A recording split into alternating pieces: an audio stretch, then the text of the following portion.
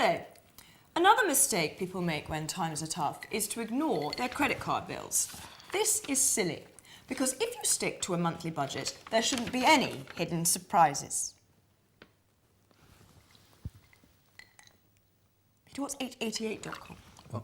888.com. Oh, Christ. It's a... Have you bought sex again? No, it's a... Stop buying sex!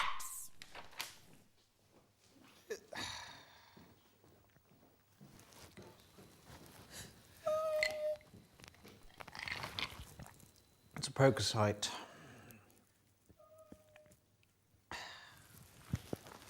It's a poker site.